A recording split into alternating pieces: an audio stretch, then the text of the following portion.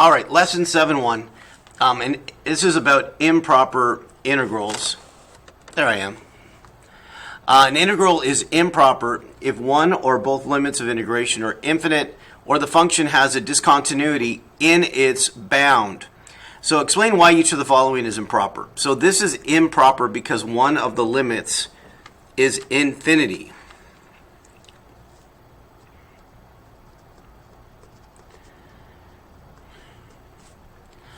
This is improper because both limits, both bounds, are infinite, which means it's unbounded.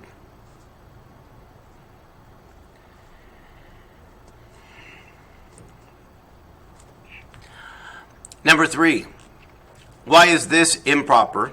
Because one of the bounds is undefined. So when you plug in 1 take away 1 is 0, and that makes it undefined at that value.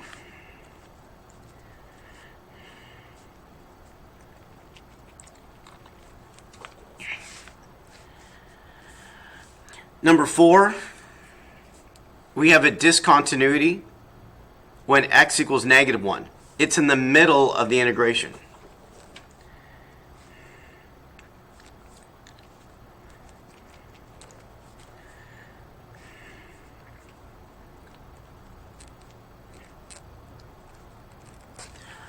So when it's in the middle of the bounds and there's a discontinuity, that's what makes it improper. So how do we approach these questions? So I want to integrate from 1 to infinity. I need to approach it differently than what I've done before. And so how I'm going to approach it is understanding it as a limit, something that's approaching infinity. And then if we see it as something that's approaching infinity, there's a possibility that we have an answer we could solve. So I'm going to change this. Instead of infinity, I'm going to call it b. And then I'm just going to say the limit as x approaches b, which is infinity. So see, I changed that to just b. I said not x approaches infinity, but as b approaches infinity. I'm going to write it calculus friendly.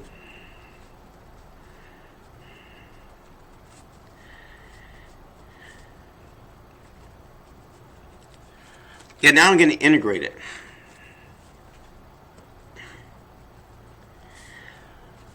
So I add 1 to the exponent and divide. And I approach it the same way I normally would, from 1 to b. First, I'm going to plug in b. And I'm going to recognize this is really this. So it's -1 over x. And it's actually b. So let's keep writing this down. The limit is b approaches infinity. So this is b.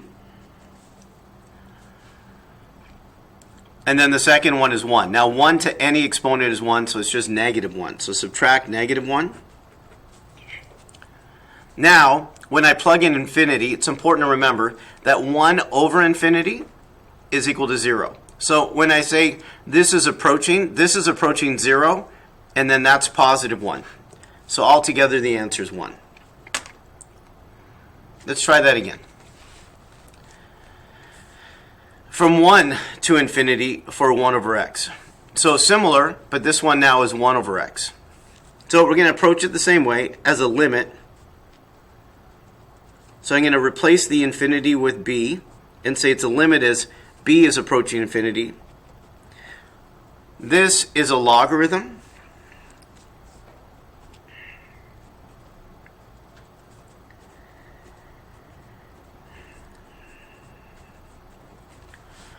And then you can plug in.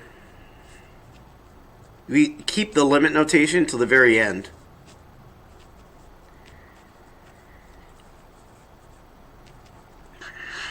Now, ln 1 is equal to 0. This is asking about the right-end behavior of a logarithm. This is going to go up forever. So what's the limit as b approaches infinity of this logarithm? Well, the graph also tells me this has no end to it. This goes to infinity.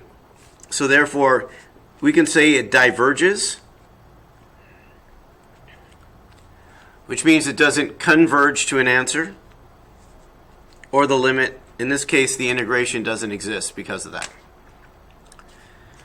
Number 3.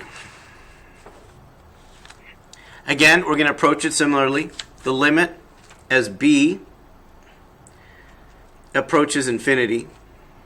So replace it with b. Keep writing down the limit notation to the very end. The integration or the antiderivative of cosine is sine from b to x, or from 0 to b. And then plug in.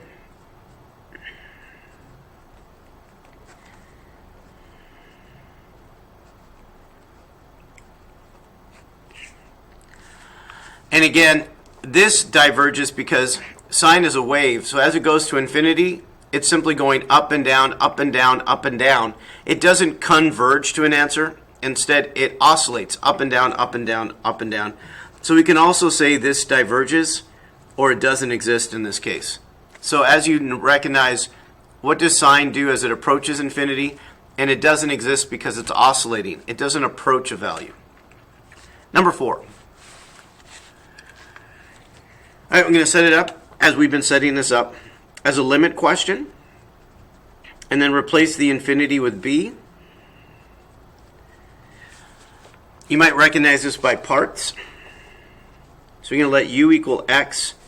So du is dx. We're going to let dv equal e to the negative x. So if I integrate it, it has a hook that's negative, so it's negative e to the negative x.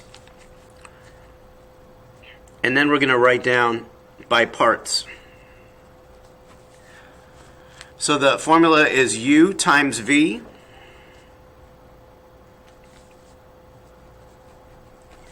minus, and again I'm going to go from 1 to b, dv, or v du, I mean. Dang it. V, 1 to b of v du. There it is. I got it. All right. Let's continue this.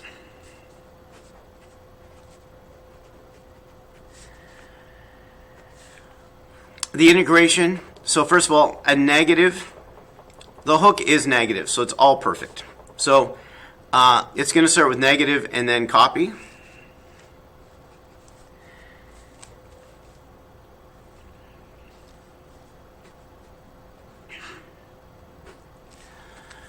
And then we're going to plug in.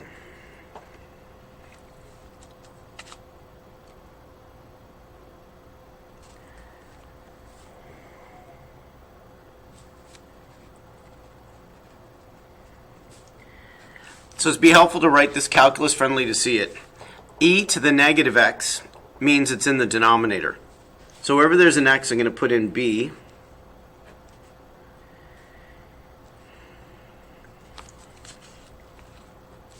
Again, e to the negative x means it's a fraction.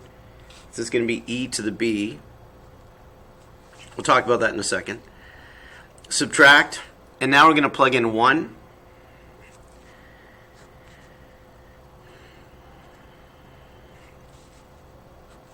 E to the 1 is just e. And again, e to the 1 is just e. And then the question is, does this converge to an answer or does it diverge? And so what is the end behavior here? So as I plug in infinity in the denominator, this is going to be 0, this is going to be 0, this is going to be 0. Oh, sorry, this is going to be 0, this is going to be 0. So in other words, 1 over infinity or some number over infinity, both of these are going to 0. And then this is an actual answer to actually see. So a negative times a negative is positive 1 over e. A negative times a negative is positive 1 over e. So together, that's 2 over e with common denominators. And you have your answer. All right, last one. Integrate from negative 1 to 2. The issue is at x equals 0. So we need to set up 2 integrations here. One from negative 1 to 0, and the other one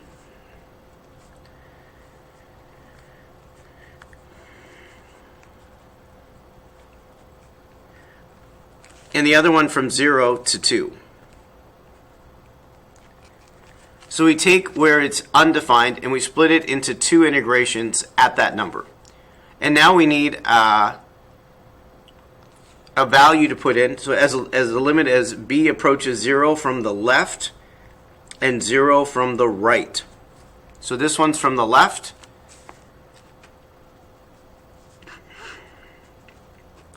So from the left, that's this one.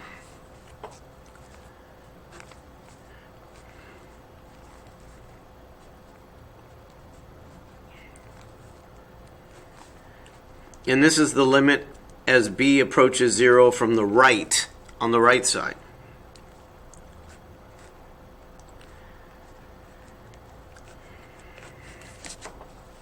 Now we're going to integrate it.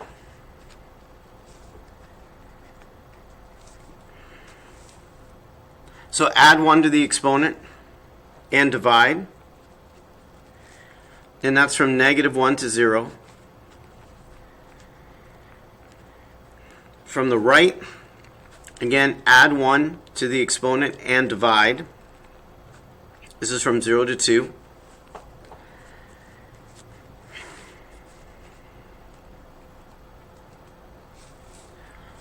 Now we're going to plug in.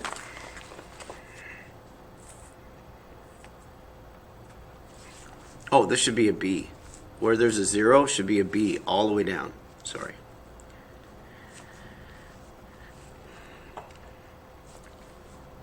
So that should have been a B. So there it is, from the left. So plug in. So first I'm going to plug in B and make it calculus friendly. So x to the -2 means it's in the denominator. So it's -2b squared. Subtract. Plug -1 in. And when you square it, it'll end up being the same, just 1/2. But a negative times a negative will make it plus 1/2.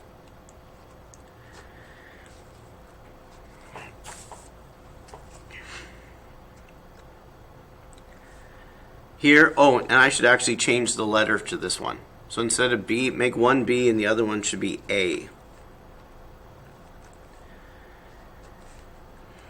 There we go. So the limit as A approaches 0 from the right, again, plug in 2. 2 to the -2, that's going to be altogether a -1/8. It's actually 2 squared, but it goes in the denominator times 2, so it's -1/8. And then plug in A. I'll make it positive. Again, make it calculus friendly. So I'll put it A in the denominator. So it's 2a squared in the denominator. And now look to see what we have. So b squared, think of the end behavior of -1/2 b squared. What does the graph look like? So because of the negative, both ends are going down. So the left end behavior here would be -infinity. But regardless, 1 over that, the answer is going to be both of these in this situation, because they both are asymptotes.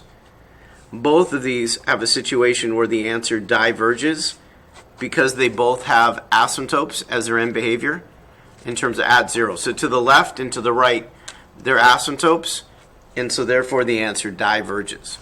All right, so there's a lesson on improper integrals.